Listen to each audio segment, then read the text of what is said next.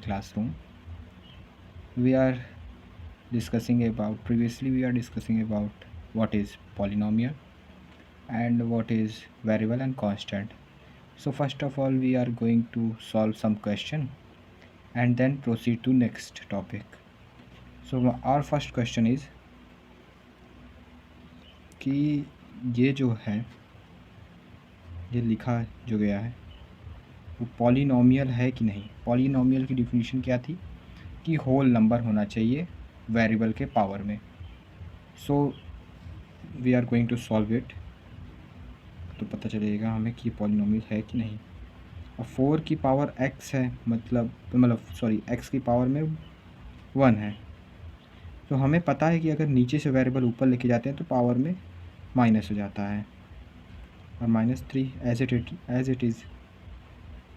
सो यहाँ जो है, यहाँ माइनस आ जा रहा है, और -1 होल नंबर तो होता नहीं है. अगर यहाँ 1 होता तो कोई प्रॉब्लम नहीं है, ये होता polynomial, but it is not a polynomial क्योंकि इसकी पावर में -1 है. सो इन सेकंड क्वेश्चन, तो मैं तो बता ही रहा हूँ, आप पहले सॉल्व करिए, वीडियो को रोकिए, अपने से सॉल्व करिए, फिर आंसर मुझे मैसेज करिए और फिर मैं आपको बताऊँगा सही है कि नहीं. बाकी सॉल्व तो मैं यहाँ करवा ही रहा हूँ. जैसे 0 है, और 0 को हम लिख क्या सकते हैं, 0 को क्या हम ऐसे लिख सकते हैं, 0 x की पावर में 0, और किसी की पावर में अगर 0 हो तो वो उसका पूरा जो टर्म होता है वो 1 हो जाता है. सो 1 हो जाएगा, तो x की पावर में 0, और 0 जो है वो ये हमारा होल नंबर है. जो वेरिएबल की पावर में 0 है वो तो हमारा होल नंबर है. सो it is a polynomial. 0 is a polynomial. यहाँ तो आप बता ही सकते हैं कि इसकी पावर में 1 है, इसकी पावर में 1 है, तो ये पॉलिनोमियल है. अब इधर आते हैं, इधर देखते हैं पॉलिनोमियल है कि नहीं है. अब इधर देखेंगे तो 4√x को हम क्या लिख सकते हैं, x की पावर में 1/2. तो 1/2 तो यहीं पता चल जा रहा है, 1/2 तो होल नंबर होता नहीं है. यहीं पता चल जा रहा है कि ये पॉलिनोमियल नहीं है. Then we are checking like 16x + 4y - 3z की पावर में 1/2. सो यहाँ जो है x की पावर में क्या है, 1. हाँ, अब यही देख के आप सीधे बता मत दीजिएगा कि ये पॉलिनोमियल है.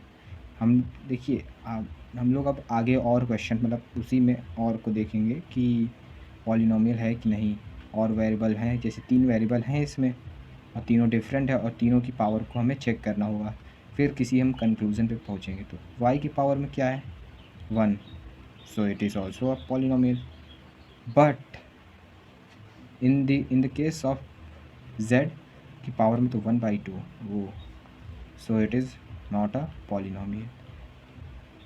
ठीक, क्योंकि ये होल नंबर तो है नहीं. ठीक, so proceed to the next topic which is general form of polynomial. General form of polynomial. So general form होती क्या है, polynomial of x in term of ax + b. ये आपकी जनरल फॉर्म है. और जैसे हम लोग ने यहाँ 3 वेरिएबल 4 वेरिएबल ले लिए थे, तो नहीं, हम लोग को ऐसे नहीं पढ़ना रहेगा. इस पूरे चैप्टर में आपको सिर्फ और सिर्फ एक वेरिएबल दिया रहेगा, और उसी एक वेरिएबल पे या in the terms of x दिया रहेगा, या तो in the terms of y दिया रहेगा, और हमें उन्हीं टर्म्स में ही निकालना होगा. आपको एक ही वेरिएबल दिया रहेगा, या तो p की पावर y हो जाएगी, y की पावर = ay + b, या तो ऐसे दिया रहेगा या तो आपको ऐसे दिया रहेगा. ओके, नंबर ऑफ़ वेरिएबल्स सिर्फ एक ही रहेंगे. ओके, तो ये हमारी जनरल टर्म हो गई. इस टर्म में हम बताया करेंगे. अब आते हैं नेक्स्ट पे, right the degree of a polynomial. Okay, अब डिग्री क्या होती है पहले इसमें समझते हैं हम. डिग्री क्या होती है, जो वेरिएबल की पावर में जो लिखा रहे, जो वेरिएबल की पावर में लिखा रहे, वो होती है हमारी डिग्री. तो t की पावर में क्या लिखा हुआ है, 2, तो इसकी डिग्री, तो हमने डिस्कस किया कि डिग्री जो है इसकी 2 है, क्योंकि पावर में जो रहता है वही, उसी को हम डिग्री से डिनोट करते हैं. तो इसी का मतलब होता है डिग्री। ओके, सो आते हैं अपने क्वेश्चन पे। क्वेश्चन दिया क्या हुआ है, 4t की पावर 2 प्लस 6t प्लस 5। तो इसमें जो है पहले तो t की डिग्री 4 के साथ जो है, जो 4 के साथ वेरिएबल है उसकी डिग्री तो 2 है, और जो 6 के साथ वेरिएबल है उसकी डिग्री 1 है। Okay, in this case z की डिग्री क्या है, 2, and yes in this case ये मैं चाहता हूँ कि आप सॉल्व करिए, pause the video and note it down, then मैं आपको बताऊँगा। आई होप आपने सॉल्व किया होगा। तो चलिए मैं सॉल्व करता हूँ। तो इसे क्या हम ऐसे लिख सकते हैं, 2y अपॉन में y प्लस y अपॉन में रूट y, ऐसे लिख सकते हैं। तो यहाँ से मैंने y को दोनों तरफ दे दिया है, ठीक। तो इसको मैं काटूँगा, y से y कट जाएगा, और फिर यहाँ y, इसको सॉल्व करते हैं, अलग से देखते हैं। तो इसको जब सॉल्व करेंगे, एक तो ये तो 2 आ गया कट के, और इसको सॉल्व करेंगे तो y अपॉन y की पावर 1/2, सो 2 यहाँ करते हैं, सो 2 प्लस y 1/2 को, अगर ये 1/2 को ऊपर भेजेंगे तो -1/2 हो जाएगा, और इस वाले y की वैल्यू जो ये वाली है इसकी तो पावर 1 है, तो इसकी पावर ऐसे रखेंगे और ये वाले y को ऊपर भेज के -1/2। आपने एक चीज़ पढ़ा होगा कि अगर बेस सेम हो तो पावर ऐड हो जाती है। तो बेस हमारा सेम है, पावर ऐड कर लेते हैं, प्लस -1/2, सो हम पाएंगे 2 प्लस 2 1 जा 2 -1, तो ये हो जाएगा y 1/2। तो ये हमारा आ रहा है 1/2, जो कि ये होल नंबर नहीं, तो सो इसकी पावर तो 1/2 है पर ये पॉलिनॉमियल नहीं है। इसकी मतलब डिग्री 1/2 है पर ये पॉलिनॉमियल नहीं है। Okay, I hope you are understand. So तो टाइप्स ऑफ पॉलिनॉमियल पढ़ते हैं हम लोग, तो इन्हें डिवाइड किया गया है 2 टाइप में। जैसे पॉलिनॉमियल के 2 type, on the basis of number of term और on the basis of degree. So on the basis of number of term में कौन कौन से हैं, अगर किसी के पास नंबर ऑफ टर्म 1 है, मतलब कि यहाँ समझते हैं एक्स स्क्वायर है तो ये मोनोमियल है, ये अगर 2 है तो मोनोमियल है, क्योंकि नंबर ऑफ टर्म 1 है। ओके, अब आते हैं सेकंड पे, बाइनोमियल क्या होता है। बाइनोमियल में होते हैं 2 टर्म हो, जैसे x प्लस 2, ये बाइनोमियल हो जाएंगे, 1 प्लस 2 ये भी बाइनोमियल हो जाएंगे, सॉरी 1 प्लस 2y ये भी बाइनोमियल हो जाएंगे। और